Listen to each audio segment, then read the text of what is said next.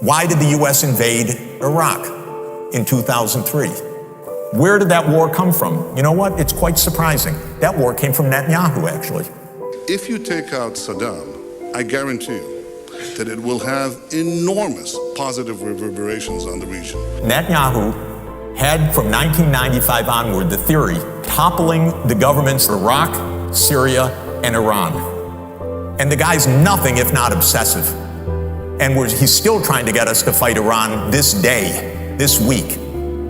He's a deep, dark son of a, sorry to tell you, because he's gotten us into endless wars, and because of the power of all of this in the U.S. politics, he's gotten his way. Saddam is seeking and is working and is advancing towards the development of nuclear weapons. No question whatsoever. They lied. Okay. They said there were weapons of mass destruction. There were none, and they knew there were none. There were no weapons of mass destruction. All right. No question whatsoever. Look, bottom line, there were no weapons of mass destruction. They said there are weapons of mass destruction. If you take out Saddam, I guarantee you that it will have enormous positive reverberations on the region. Going into Iraq may have been the worst decision any president has made in the history of this country. That's how bad it is, okay? We should have never been in Iraq. I guarantee you, no question whatsoever. I, on the other hand, served in the Israeli army, an army of occupation, an army of oppression. And yes, they have generals and they have nice uniforms, but their entire purpose is terrorism.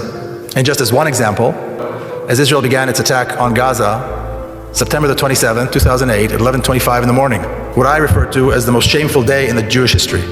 Israel began carpet bombing Gaza, and on the first day of what was to be a 21-day attack, they dropped 100 tons of bombs. Okay, a 1-ton bomb will decimate an entire city block. Gaza is one of the most densely populated places in the world. 800,000 children live in Gaza. 11:25 is exactly the time when the morning school shift and the afternoon school shift change. So all the kids are in the streets, all the children are on the streets. That was the moment decided by the decision makers in Israel to begin the attack. If that's not terrorism, I don't know what is.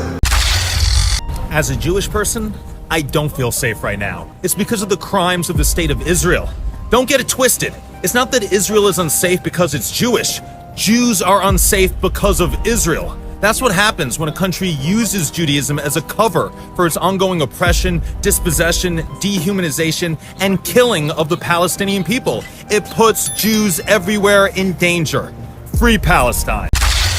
Me and my team were snipers, did lots of snipers ambush from inside Palestinian home. It's a protocol that is called straw widow. But basically it means to take a private Palestinian house and turn it into a military post. The first time that we did it was in the refugee camp in 2006. We trained and we were full with adrenaline and energy and everything. And after we broke down the door and raided the house, so I entered into the first room and I grabbed the person in his bed because that's the tactic and you need to throw them to another room. But when I lifted from his bed, I realized it was an 11-year-old kid.